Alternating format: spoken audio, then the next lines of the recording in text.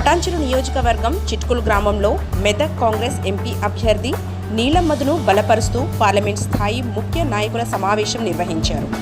సమావేశంలో రాష్ట్ర మంత్రి parliament incharge Konda Surekha, TGIIC chairman Nirmala Jaggareddy, Patancheru నియోజకవర్గ ఇన్ఛార్జ్ కాటా శ్రీనివాస్ గౌడ్తో పాటు కాంగ్రెస్ ముఖ్య నాయకులు, కార్యకర్తలు పాల్గొన్నారు. ఈ సందర్భంగా మంత్రి కొండా సురేఖ మాట్లాడుతూ మెదక్ ఎంపీగా నీలం మధు గెలిపే లక్ష్యంగా కార్యకర్తలందరూ సమష్టిగా కలిసి పనిచేయాలని, మెదక్ ఎంపీ సీటును గెలిపించి సీఎం రేవంత్ రెడ్డికి బహుమతిగా ఇవ్వాలని అన్నారు.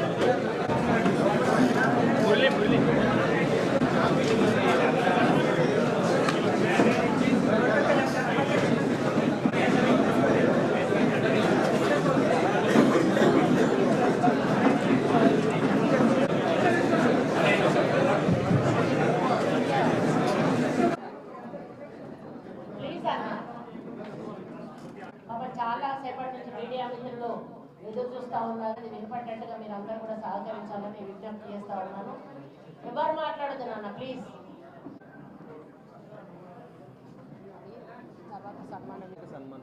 దయచేసి ఎవరైనా కూడా సన్మానాలు అవి చేయాలనుకుంటే నేను ఇది అయిపోయాక ఎంతసేపు అయినా ఉంటా. ఎవరు కూడా ఇబ్బంది పడవలసిన అవసరం లేదు. కొంచెం ఓపికతో ఈ ప్రెస్ మీట్కి సహకరించాలని విజ్ఞప్తి చేస్తూ ఉన్నాను. ఎవరు కూడా మాట్లాడద్దు ప్లీజ్.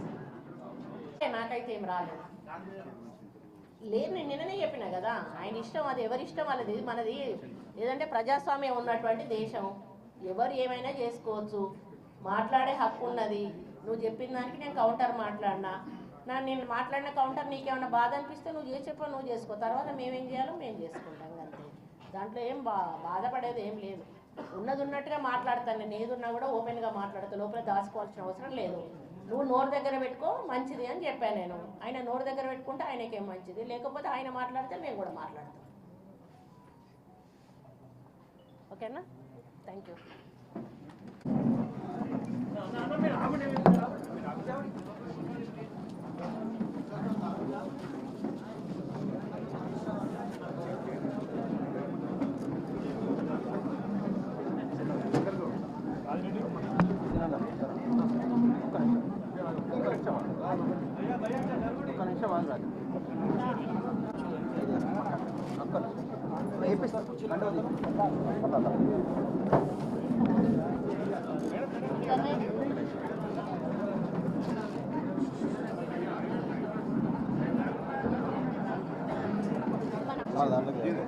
మాజీ chairman temple chairman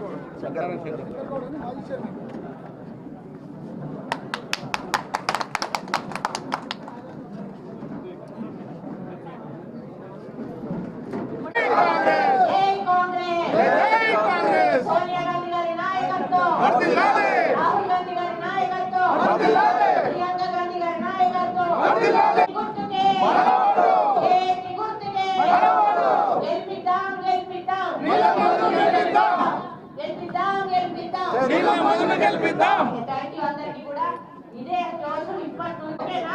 okay madam. ఇక మా అధ్యక్షుడు మేడం, మా అధ్యక్షుడు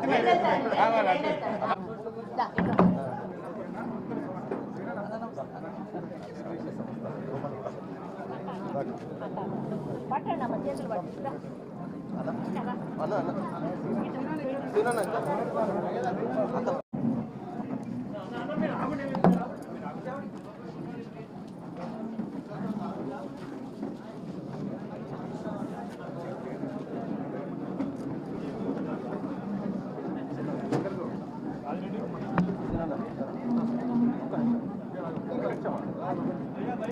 ఒక్క నిమిషం ఆగరాదు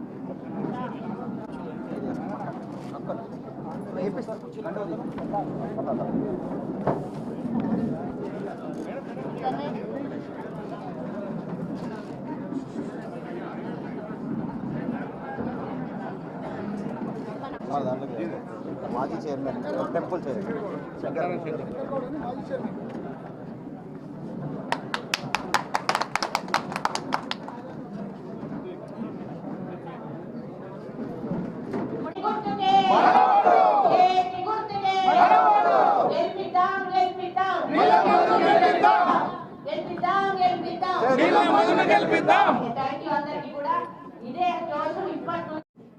అక్కడ అటెండ్ అయ్యి ఇక్కడికి వచ్చి మరి సీనన్న దగ్గరికి పోయి సీనన్నను తోలుకొని వచ్చే వరకు కొంచెం సమయం పట్టింది.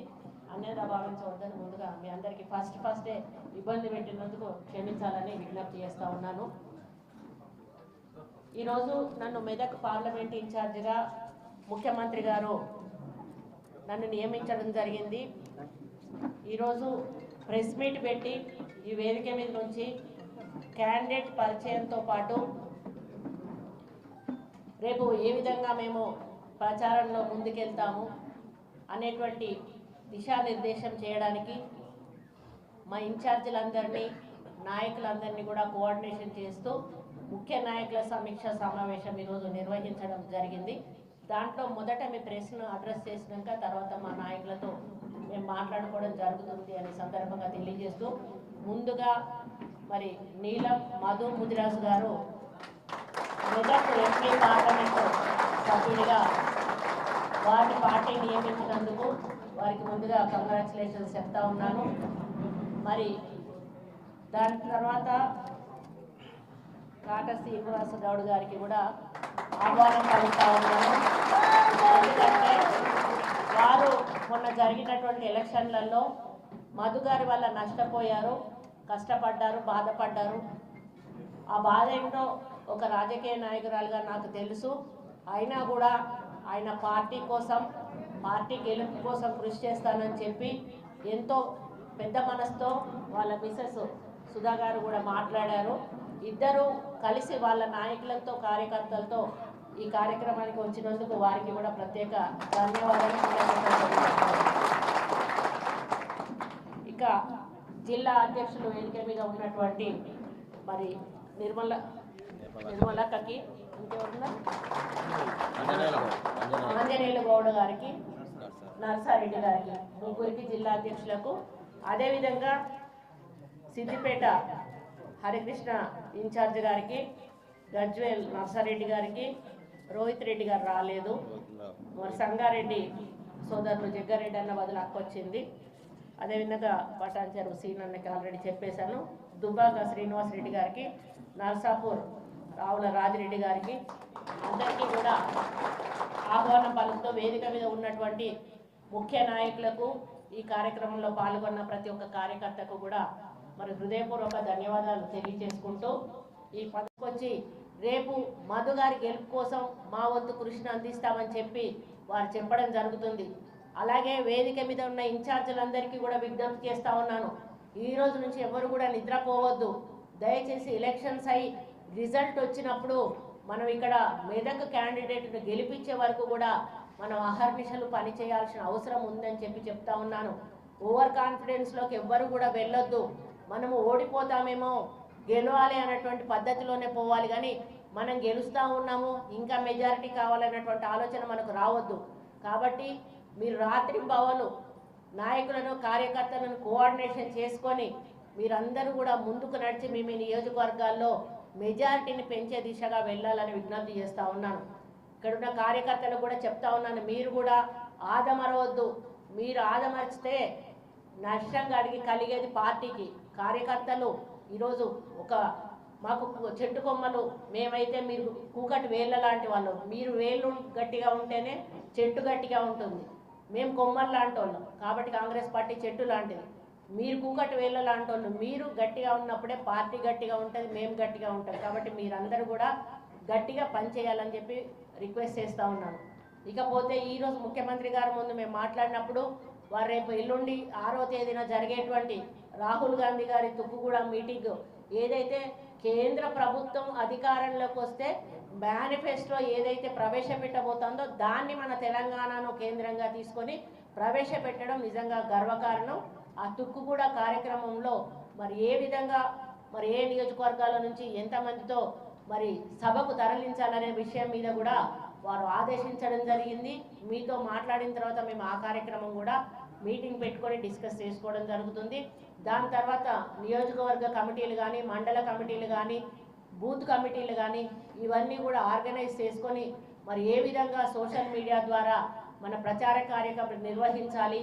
మాకు వార్ రూమ్ అనేది ఒకటి ఏఐసిసిలో ఉంటుంది, అక్కడి నుంచి ప్రతి ఒక్కరికి కూడా ఫోన్స్ వస్తూ ఉంటాయి. అటువంటి ఆర్గనైజేషన్ మరి ఏ విధంగా ముందుకు తీసుకెళ్ళలేదు దాని మీద కూడా మేము డిస్కస్ చేయబోతున్నాం. ఇన్ఛార్జీలను కూడా వేసినట్టు మాకు వేం నరేందర్ రెడ్డి గారు చెప్పారు. ఒక్కొక్క నియోజకవర్గానికి ఒక ఇన్ఛార్జీలు, ఇంకా లిస్టు మా చేతికి రాలేదు. వాళ్ళు ఎలక్షన్లు అయ్యే వరకు కూడా ఆ నియోజకవర్గ ఇన్ఛార్జిగా పనిచేయాల్సిన బాధ్యత వాళ్ళ మీద ఉంది.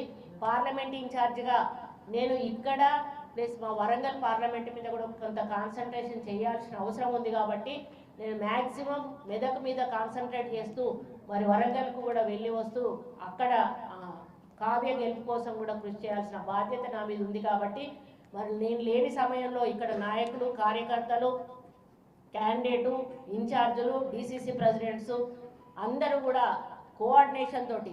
ఇంకొకటి ఏంటంటే కొత్త పాత ఇదొక ఆలోచన దయచేసి ఎవరిలో రాకూడదు. నన్ను అడిగారు, నేను కార్పొరేటర్లను తీసుకున్నప్పుడు మా వాళ్ళు నన్ను అడిగారు, మనం చేర్చుకోకపోతే ఇంకో పార్టీ చేర్చుకుంటుంది, అప్పుడు మన పార్టీ వీక్ అవుతుంది, ఆ పార్టీ స్ట్రాంగ్ అనే మెసేజ్ పోతుంది, అట్లా పోవడం అవసరమా అని చెప్పి నేను అడిగాను. అప్పుడు వాళ్ళు మాట్లాడలేదు. అందుకని మనం ఎదుటోళ్ళకి అవకాశం ఇవ్వద్దు అంటే ఎవరు వస్తే వాళ్ళని చేర్చుకోవాల్సిన బాధ్యత మన మీద ఉంది. ఆయన నన్ను తిట్టిండు, ఈయన నన్ను అన్నాడు అనేటువంటి మాటలు ఇక్కడ మనకు పనికిరావు. ఎక్కడా కూడా రాజకీయాలలో శాశ్వత శత్రువులు, శాశ్వత మిత్రులు అనేవాళ్ళు ఉండరు. కాబట్టి మనం అందరినీ కూడా ఆహ్వానించాలి, మన స్ట్రెంగ్త్ను పెంచుకోవాలి, మన ఓటర్లను పెంచుకోవాలి, మెజారిటీని పెంచుకోవాల్సిన బాధ్యత మన మీద ఉంది. కాబట్టి రేపు ఎక్కడి నుంచి నాకు కాంప్లైంట్ అయితే దయచేసి రావద్దు. ఏ నియోజకవర్గ ఇన్ఛార్జీలు వాళ్ళు మేనేజ్ చేసుకోవాలి. ఎవరైనా ప్రాబ్లం వస్తే నా వరకు మాత్రం ఎవరు కూడా రాకూడదని చెప్పి సందర్భంగా విజ్ఞప్తి చేస్తూ ఉన్నాను. మనం అందరం కూడా కలిసికట్టుగా వెళ్ళినప్పుడే, నలుగురిని కలుపుకున్నప్పుడే మనకందరికీ కూడా మా అందరికీ కూడా రేపు మెజారిటీ వచ్చే అవకాశం ఉంటుందని ఈ సందర్భంగా తెలియజేస్తూ మరి తప్పకుండా మేము మెదక్ పార్లమెంటు నుంచి మధుని మెజారిటీలో గెలిపిస్తాము. మరి ఇది ఒక ప్రత్యేకమైన నియోజకవర్గము. ఈ నియోజకవర్గాన్ని మరి గెలిపించి సీఎం రేవంత్ రెడ్డి గారికి గిఫ్ట్గా ఇచ్చే బాధ్యత మేమందరం కూడా తీసుకుంటున్నాం. ఈ వేదిక మీద నుంచి నాయకులం, కార్యకర్తలం అని తెలియజేసుకుంటూ మరి మళ్ళీ ఫ్రీక్వెంట్గా మీతో మీటింగ్స్ పెడతానే ఉంటాము. పెట్టినప్పుడు ఇంకా విషయాలన్నీ కూడా షేర్ చేసుకుంటూనే ఉంటాము. ఇప్పటి వరకు జరిగిన విషయాలు ఏవైతే ఉన్నాయో మీ దృష్టికి తీసుకొచ్చాను. మళ్ళీ తర్వాత కార్యక్రమాలు ఏమున్నా కూడా మీకు క్యాండిడేట్ ద్వారా మీకు ఇన్ఫర్మేషన్ వస్తుంది. మేము ప్రెస్ మీట్లలో పాల్గొంటూనే ఉంటాము.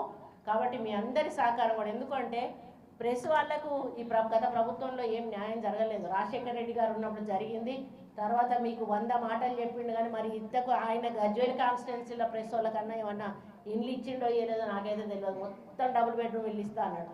కాబట్టి మీరు అప్పుడు కనీసం వార్తలు రాసేటువంటి స్వతంత్రత కూడా మీకు లేదు.